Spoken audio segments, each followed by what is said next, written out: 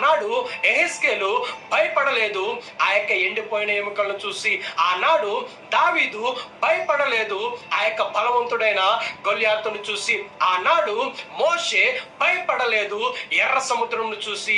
ఆనాడు ఎలీషా భయపడలేదు చుట్టూ ఉన్న గుర్రములను రథములను చూసి. ఎందుకంటే వారందరూ కూడా పరిశుద్ధాత్మ ఆవేశపూరులై దేవుని ఆత్మ అభిషేకము చేత నింపబడ్డారు కాబట్టి వారు ఎన్నడూ కూడా భయపడలేదు. కానీ ఈ రోజు నీవు ప్రతి దాన్ని చూసి భయపడుతూ ఉన్నావు. నీ యొక్క ప్రతి ఒక్క అంశాలను చూసి నీవు భయపడుతున్నావు. చిన్న చిన్న వాటికే భయపడిపోయి లొంగిపోయి చిన్న చిన్న వాటికే ఎంతో ఆందోళన చెంది నీ జీవితాన్ని విరలగొక్కుతున్నావేమో, నీ బ్రతుకుని ఈ రోజు నడిపిస్తున్నావేమో.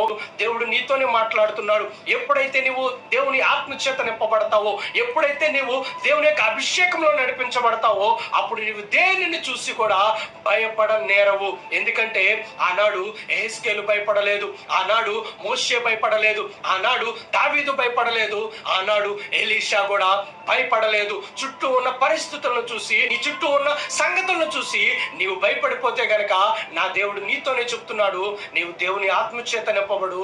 ఖచ్చితంగా దేవుడు తన యొక్క బలాన్ని నీకు అందించి, ఖచ్చితంగా దేవుడు తన యొక్క జ్ఞానమును నీకు ఇచ్చి, తన యొక్క భరోసాను, తన యొక్క హస్తాన్ని నీకు తోడుగా ఉంచి నీ యొక్క జీవితాన్ని ముందుకి నడిపించే దేవుడై ఉంటున్నాడు. ప్రతి చిన్న వాటికి కూడా భయపడిపోతున్నాం, ప్రతి చిన్న వాటికి కూడా జడిసిపోతున్నాం, ప్రతి చిన్న వాటికి కూడా లొంగిపోతున్నాం.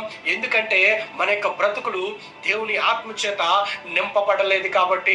ఎప్పుడైతే మనము దేవుని ఆత్మ చేత, దేవుని యొక్క అగ్ని చేత కాల్చబడి అభిషేకంలోనికి నడిపించబడతామో అప్పుడు మనం దేన్ని చూసి కూడా భయపడము. ఈ లోక విషయాలను చూసి మనము లొంగిపోము, ఈ లోక పరిస్థితులను చూసి మనం కృంగిపోము అనమాట.